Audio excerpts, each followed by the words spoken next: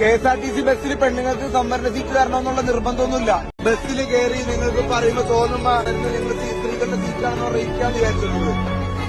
Bus പുറപ്പെട്ടു കഴിഞ്ഞാൽ യാതൊരു സംവരണ സീറ്റിനൊരു പ്രശ്നമില്ല. സോഷ്യൽ മീഡിയയിൽ വൈറലായ ഒരു വീഡിയോ ആണിത്. ഈ വീഡിയോയിൽ പറയുന്നത് ബസ് എടുത്തു കഴിഞ്ഞാൽ സംവരണക്കാർക്ക് സീറ്റ് ഒഴിഞ്ഞു കൊടുക്കാൻ നിയമമില്ല എന്നാണ്. ഇതിനനുകൂലിച്ചുകൊണ്ട് കമന്റ് ബോക്സിൽ നിരവധി പേര് വന്നിട്ടുമുണ്ട്. എന്നാൽ 1989 മോട്ടോർ വെഹിക്കിൾ റൂൾ സെക്ഷൻ 269 സംവരണക്കാരുടെ സീറ്റിങ്ങിനെ കുറിച്ച് വ്യക്തമായിട്ട് പറയുന്നുണ്ട്. സെക്ഷൻ 177 ഇത് ലംഘിച്ചാലുള്ള പണിഷ്മെന്റിനെ കുറിച്ചും പറയുന്നുണ്ട്.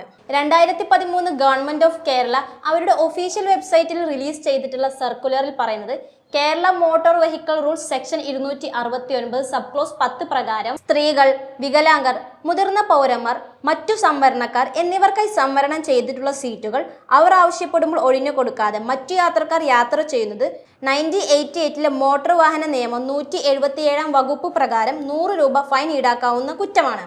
ഈ നിയമത്തിൽ ഇന്നുവരെ മാറ്റങ്ങളൊന്നും വന്നിട്ടില്ല.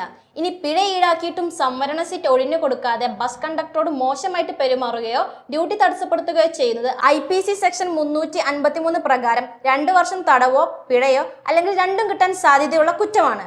ഈ നിയമം KSRTC ബസ്സിനും പ്രൈവറ്റ് ബസ്സിനും ബാധകമാണ്. അപ്പോൾ വൈറൽ വീഡിയോ കണ്ട് ഇനി ആരും ബസ്സിൽ കയറി പ്രശ്നം ഉണ്ടാക്കാനൊന്നും നിൽക്കണ്ട, പണി വരും.